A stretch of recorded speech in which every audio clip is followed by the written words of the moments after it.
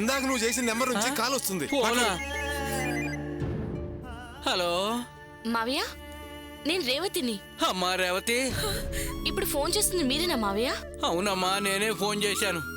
ఇప్పుడు హాస్పిటల్ నుంచే మాట్లాడుతున్నానమ్మా. హాస్పిటలా? మన వాసుకి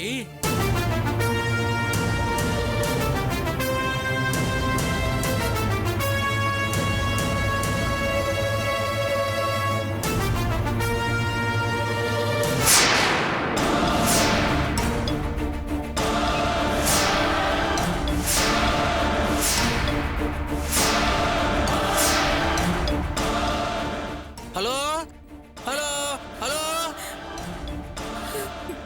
ఏంటి కట్ అయిపోయింది? మీ మామ అన్ని వివరంగా చెప్పాడా, లేకపోతే నువ్వే అడిగి తెలుసుకున్నావా? నీ మొగుడు ప్రాణాలతో కుట్టుమిట్టాడుతున్నాడని ఆరాటపడిపోతున్నావు కదూ? వెంటనే చూసేయాలని ఆందోళనగా ఉంది కదూ? కాంతం, కాంతం! ఏమైందండి? ఏం జరిగింది? ఏమే, నీకు వంటగదిలో తప్ప ఏ గదిలో ఏమవుతుందో ఏమీ పట్టించావుదా నీకు? అసలేం జరిగిందండి? ఇది మళ్ళీ ఏమైనా చేసిందా? దీని మొగుడు చావు బతుకుల్లో ఉన్నాడని దీని మామ ఫోన్ చేసి గగ్గోలు పెడుతుంటే మీకు నాకు ఎలాంటి సంబంధం లేదని నేను ఫోన్ పెట్టేస్తే దాని మామ ఫోన్ చేస్తే సిగ్గు ఎగ్గు లేకుండా ముచ్చట్లు పెడుతోంది. ఏంటండి మీరు అనేది? అల్లుడు గారు హాస్పిటల్లో ఉన్నారా? నువ్వేంటే అల్లుడికేదో అయిపోయినట్టు అలా అల్లాడిపోతున్నావు? కూతుర్ని తీసుకుని హాస్పిటల్కి వెళ్ళాలనే ఆలోచన వచ్చిందో నేనేం చేస్తానో నాకే తెలియదు. ఆల్రెడీ నా కళ్ళు కప్పి ఆ ఇంట్లో ఫంక్షన్కి వెళ్ళొచ్చారు. అలా చేసినందుకు నేనేం చేశానో గుర్తుంది కదా? మీ అమ్మని ఇంట్లో నుంచి గెంటేశాను. నువ్విచ్చిన మాట వల్ల తిరిగి మీ అమ్మని ఇంట్లోకి రానిచ్చాను. కానీ మళ్ళీ అదే తప్పు రిపీట్ అయిందో ఈసారి మీ అమ్మని ఈ ఇంట్లోనే కాదు ఈ లోకంలోనే చూడవు, గుర్తుంచుకో.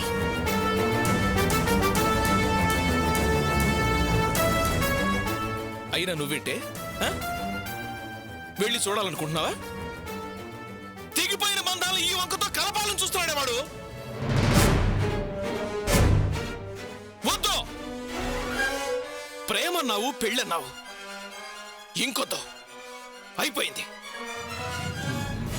ఇక బంధాలు తెంచేసేయండి. ఏంటన్నా?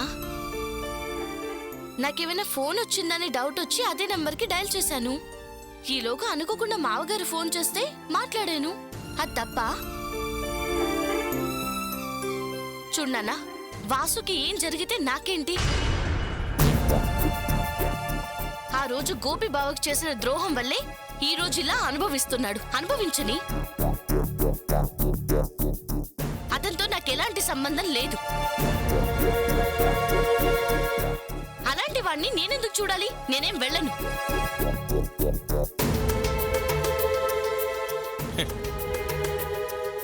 అది ఎంతైనా నా కూతురే. ఎంత ఈజీగా తన మనసును మరల్చుకుందో చూసావా? ఇదిగో, నువ్వు అలాగే మరల్చుకో.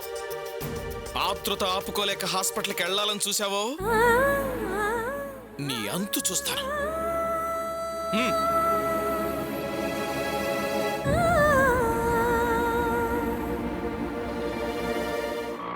ఆపు బాబు, ఇక్కడే.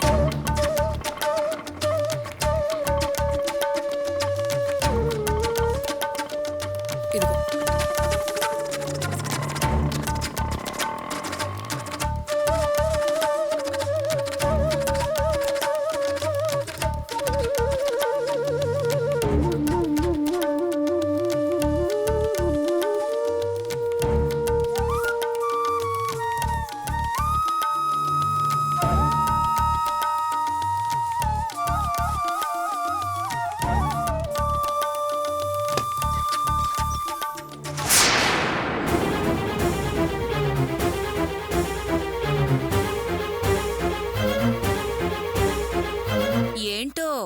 గాలి ఈరోజు ఈ పక్కన వీచింది.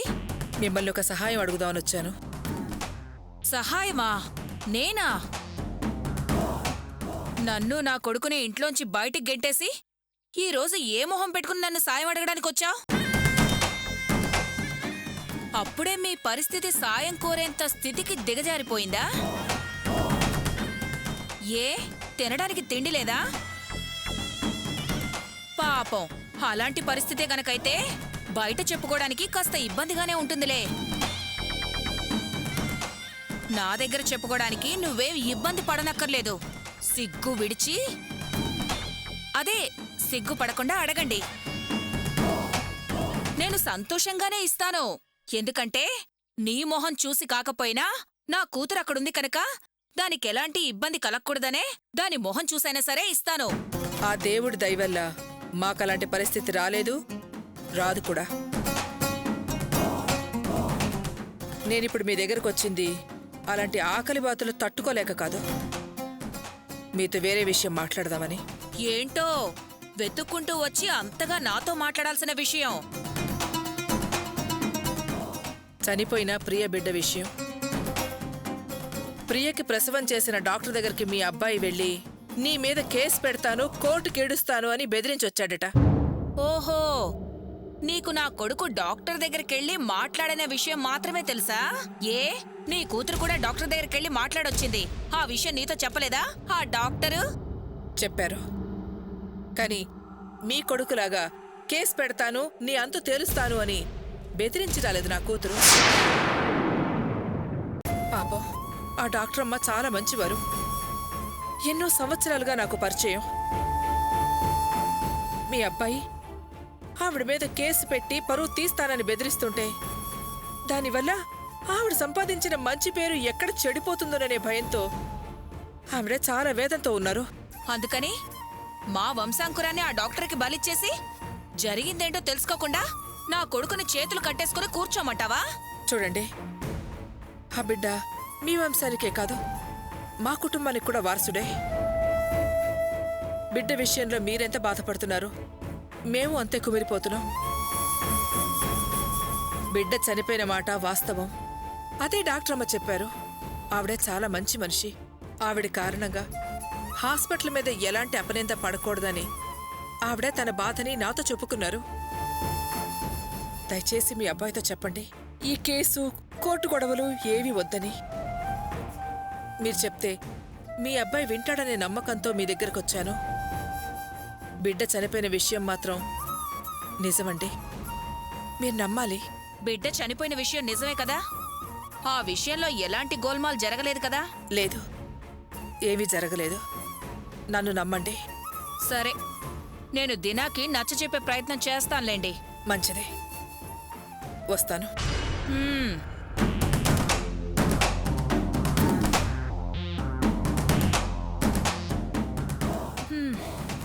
దినా, దినా, దినా. వస్తున్నానమ్మా. ఏంటమ్మా? రేయ్, మీ అత్త మన ఇంటికొచ్చి వెళ్ళిందిరా. అత్త? అదేరా, ఆ వరలక్ష్మి. ఆవిడ్ని ఎందుకు రానిచ్చావు? ఎందుకు వచ్చింది? ఎందుకేంట్రా? పిల్లాడి విషయంలో నువ్వు కేసు పెడతానన్నావు కదా, ఆ విషయం మాట్లాడడానికి వచ్చింది. పిల్లాడి విషయం మాట్లాడడానికి వచ్చిందా? ఏమంది? పిల్లోడు చనిపోయిన విషయం నిజం, నా మాట నమ్మండి, కేసు పెట్టి డాక్టర్ని హాస్పిటల్ని బజార్కి ఇచ్చి పరువు తీయద్దని ప్రాధేయపడ్డానికొచ్చింది. చనిపోయింది నిజమైతే ఈవిడి గారు బతిమలాటం ఎందుకు? ఆ డాక్టర్ అమ్మ మీద ఈవిడికెందుకు అంత ప్రేమ? నాకు ఈవిడ వాలకం, వాళ్ళ ప్రవర్తన అనుమానంగానే ఉంది. హాస్పిటల్లో ఏదో గోల్మాల్ జరుగుతుందని నాకు ఫస్ట్ నుంచి అనుమానంగానే ఉంది. అందుకే కేసు వేసి కోర్టుకి లాగితే గానీ మిస్టరీ వేడదు. వాళ్ళని వీళ్ళని ఊరికే వదలను. అమ్మా, నువ్వు ఈ విషయంలో నాకేం నచ్చ చెప్పే ప్రయత్నం చేయకు, అర్థమైందా?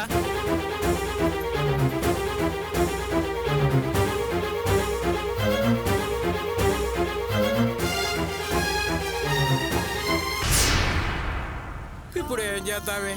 కోళ్ళు వస్తే వాసుగాడు పరిస్థితి ఏమన్నా మారుతుందేమోనని రేవతికి ఫోన్ చేస్తే ఆ మాధవరావు గారు ఫోన్ ఎత్తి నానా మాటలు అన్నాడు. పాపం రేవతి ఎలాగోలాగా మనకు ఫోన్ చేసింది. విషయం చెప్పే లోపలే ఫోన్ కట్ అయింది. కట్ అవటం కాదు, ఆ మాధవరావు గారే కట్ చేసి ఉంటాడే. ఏంటోనయ్యా, కోడలు తప్పకుండా వస్తుంది, తనని చూసేరా నా కొడుకు కోలుకుంటాడన్న నమ్మకంతో ఉన్నాను. కానీ ఆ రేవతికి అసలు విషయం తెలియకుండానే పోయింది. ఏవయ్యా, నాకు చాలా భయంగా ఉందయ్యా. ఇప్పుడు ఏడ్చే లాభమే. కన్నవాళ్ళు చేసిన పాప పుణ్యాలే పిల్లలకు తగులుతాయని పెద్దవాళ్ళు ఊరినే అల్లా. ఇదిగోండి, ఈ ఫైల్ తీసుకెళ్లి కౌంటర్లో క్యాష్ కట్టేయండి. ఎంత కట్టాలమ్మా? ముందు 25,000 కట్టండి. ట్రీట్మెంట్ రేంజ్ని బట్టి మధ్య మధ్యలో మరికొంత అమౌంట్ కట్టాల్సి వస్తుంది. డబ్బులు ఇప్పుడు ఉన్నాయా, లేకపోతే వెళ్ళి తీసుకురావాలా? ఇప్పుడు 25,000 కట్టాలా? ఇంకా మధ్య మధ్యలో డబ్బులు కట్టాలా? భగవంతుడా, నా దగ్గర 300 తప్ప మరేమీ లేవే. ఏంటమ్మా 300? ఇదేమైనా గవర్నమెంట్ హాస్పిటల్ అనుకుంటున్నావా? ఇది చాలా పెద్ద హాస్పిటల్. ఇక్కడ డబ్బులు ఎక్కువ ఖర్చు అవుతాయి. ఇక్కడ జాయిన్ అయిన ప్రతి పేషెంట్కి కనీసం 50,000 నుంచి ₹1,00,000 దాకా ఖర్చు అవుతుంది. మీ అబ్బాయి ప్రాణాపాయ స్థితిలో ఉన్నాడు కాబట్టి అర్జెంటుగా ట్రీట్మెంట్ చేయాలి. మీరు ఇలా 300-400 పట్టుకొస్తే మీ కొడుక్కి ట్రీట్మెంట్ జరగదమ్మా. మీరు డబ్బులు కట్టగలరా లేదా? కడతానమ్మా, ఎలాగైనా సరే, ఎవరి కాళ్ళ మీద పడైనా సరే మీరు అడిగిన డబ్బులు కట్టేస్తాము. అమ్మా, డబ్బులు కట్టలేదని దయచేసి నా కొడుకు వైద్యం మాత్రం ఆపకండమ్మా. మీకు పుణ్యం ఉంటుంది. నా బిడ్డను కాపాడండి అమ్మా. చూడండమ్మా, నన్ను బతిమాలి ప్రయోజనం ఏం లేదు. మీ అబ్బాయి మీకు దక్కాలంటే వెళ్ళి డబ్బు కట్టేయండి. అప్పుడే ట్రీట్మెంట్ కంటిన్యూ చేస్తారు. లేదంటే ఇంతవరకు అయిన ట్రీట్మెంట్ కైనా డబ్బులు కట్టేసి మీరు వేరే హాస్పిటల్కి తీసుకెళ్ళండి. అయ్యో, అదేంటమ్మా అలా అంటున్నావు? వాడిని వేరే హాస్పిటల్కి తీసుకెళ్తే దారి మధ్యలో వాడికి ఏదైనా అయితే మేమేం చేయగలమమ్మా? ఎలాగైనా డబ్బులు కట్టేస్తాను. నా బిడ్డను కాపాడండి అమ్మా. మిమ్మల్ని చూస్తుంటే నాకు జాలేస్తుందమ్మా. పోనీ ఒక పని చేయండి. ఇప్పటి వరకు తన పరిస్థితిలో ఏ మార్పు రాలేదు. డాక్టర్ గారు కూడా డౌట్గా చెప్తున్నారు. ఇంతవరకు ఇక్కడ ట్రీట్మెంట్ కైనా డబ్బులు కట్టేసి మీ అబ్బాయిని ఏదైనా గవర్నమెంట్ హాస్పిటల్లో జాయిన్ చేయండి. ఒకవేళ దారిలో జరగరాంది ఏదైనా జరిగితే కనీసం మీకు డబ్బులైనా మిగులుతాయి. చాలే, ఆపండి. రేవతి, అమ్మ రేవతి, పేషెంట్ పరిస్థితి ఏమవుతుందో తెలియక తల్లడిల్లిపోతున్న పరిస్థితుల్లో ధైర్యం చెప్పాల్సింది పోయి మీరు ఇలా మాట్లాడడం పద్ధతిగా ఉందా? ఎంత డబ్బు కావాలి? ఇదిగో నేను తీసుకొచ్చాను. ముందు వెళ్ళి ట్రీట్మెంట్ మొదలు పెట్టండి. మేడం, హాస్పిటల్ రూల్స్ మీకు తెలియదేముంది. మీరు కౌంటర్లో డబ్బులు కట్టేయండి. పేషెంట్ని మేము చూసుకుంటాం. మావయ్య, మీరు వెళ్ళి ఈ డబ్బు కౌంటర్లో కట్టేసిరండి. అలాగేనమ్మా. పదమాణిక్యం, ట్రీట్మెంట్ ఇప్పుడైనా మొదలు పెడతారా? అలాగే మేడం. అమ్మ రేవతి, నువ్వు వస్తే చాలనుకున్నాము, కానీ ప్రాణాలు కాపాడే దేవతల డబ్బుతో వచ్చావు. నువ్వు వస్తావో రావోనని ఇంతసేపు ఎంతో కంగారు పడ్డావమ్మా. నువ్వు వచ్చావు, చాలా సంతోషం తల్లి. అత్తయ్య, ఊరుకోండి, ఏడోకండి. అసలు ఏం జరిగింది, ఎలా జరిగింది అత్తయ్య? వాడు ఉన్న చోట ఉండకుండా అక్కడికి ఇక్కడికి ఎటు తిరిగేవాడు. ఇప్పుడు చూసావా జీవోత్సవంలో ఎలా పడున్నాడో. నువ్వు ఆ రోజు గుళ్ళో కనీసం కొంచెమైనా గోపీబావలో మారి చూపించు అని అడిగావు కదా. వాడు అదే లక్ష్యంతో నీ దృష్టిలో మంచివాడిగా కనిపించాలని, నీ మనసులో చోటు సంపాదించాలని వాడు చదివిన డిగ్రీలు పక్కన పెట్టి డ్రైనేజ్ పని చేయటానికి కూడా వెనకడలేదమ్మా. ఏంటత్తయ్య మీరనేది? అవునమ్మా, ఆ పనిలో భాగంగానే ఒక మురికి గుంటలోకి దిగాడంట. వాడికి అలవాటు లేని పని కదా. విషవాయువు సోకుతున్నా అది గమనించకుండా ఈ స్థితికి చేరుకున్నాడమ్మా. ఈయన కూడా డ్రైనేజ్ పనికి వెళుతున్నట్టు నాకు 2 రోజుల ముందే తెలిసింది. నాలో నేను ఎంత కుమిలిపోయానో. దాని నుంచి తేరుకునేలోగానే మరో ఉపద్రవం ఈ రూపంలో వాడిని కబళించి వేసింది. వాడుకు బాధ్యత గల వాళ్ళ ఉండాలనుకుని గోపిలా మంచివాడిలా మారాలని చివరికి వాడే ఇలా మారిపోయాడమ్మా. భగవంతుడా, వాడిని ఆపద నుంచి బయటపడయ్యా.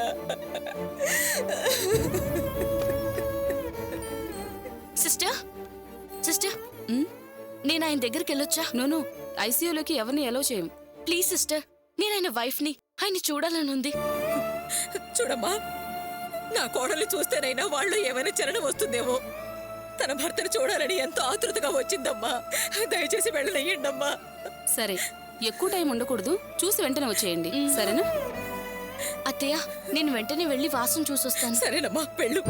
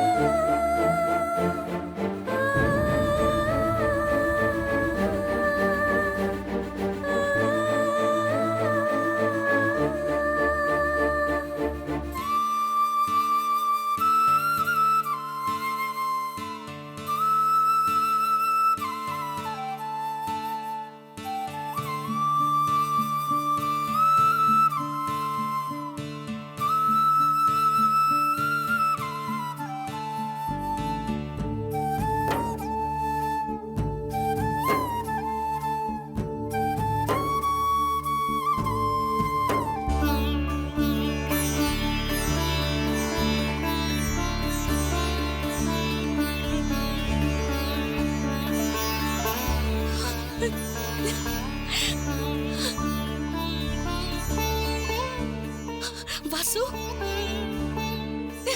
అత్తయ్య అత్తయ్య అత్తయ్య ఏంటమ్మా? ఆయనలో కదిలికొచ్చింది. కాళ్ళు చేతులు కదిలిస్తున్నారు. నువ్వనేది నిజమేనమ్మా? అవునత్తయ్య.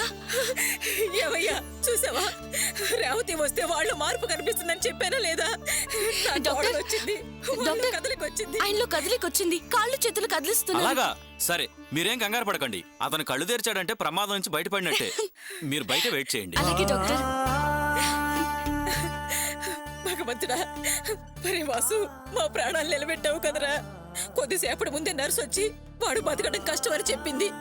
ఆ మాటతో మా పై ప్రాణాలు పైన పోయాయి. కానీ ఇంతలోనే రేవతి దేవతలా వచ్చి నిన్ను చూసింది. కోడలి అదృష్టం వల్లే నువ్వు ఇప్పుడు కళ్ళు తెరిచావురా.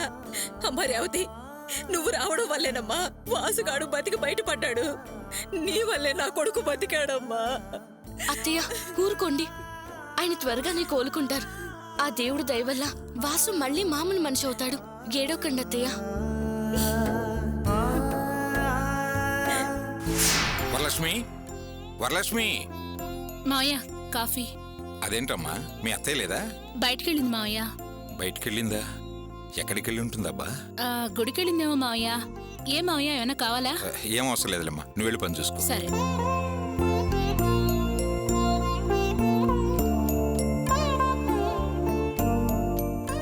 ఏంటి వరలక్ష్మి, ఇంతసేపు ఎక్కడికెళ్ళావు? ఏంటండి విషయం ఏమిటి? ఏం లేదు, మనం ఒక ముఖ్యమైన పని మీద బయటికి వెళ్ళాలి. పద వెళదాం. ఎక్కడికి? ఏంటి వరలక్ష్మి, అప్పుడే మర్చిపోయావా? డాక్టర్ గారితో మనం ఏం చెప్పాం? ఇంకో 2 రోజుల్లో దినా డాక్టర్ గారి మీద కేసు పెట్టకుండా మనం చూసుకుంటామని చెప్పాం కదా, గుర్తులేదా? అందుకే వాళ్ళ ఇంటికి వెళ్ళి దినాతోనూ వాళ్ళ అమ్మతోనూ మాట్లాడొద్దాం. పద. ఏమండి, ఆ విషయం గురించైతే మనం అక్కడికి వెళ్ళవలసిన అవసరం లేదండి. నేనిప్పుడే వాళ్ళింటికి వెళ్ళి చింతామణి గారితో మాట్లాడేసి వస్తున్నాను. ఏంటి, చింతామణితో మాట్లాడుస్తున్నావా? అవునండి. నీకేమైనా మతిపోయిందా? నాతో కనీసం ఒక మాట అయినా చెప్పకుండా నీ పాటికి నువ్వు వెళ్ళి మాట్లాడేసి వస్తావా? వద్దండి, మీరు అలాంటి వాళ్ళతో మాట్లాడడం అంత బాగుండదు. అందుకే నేనే చింతామణి గారింటికి వెళ్ళి ఆవిడతో మాట్లాడేసి వస్తున్నాను. అమ్మా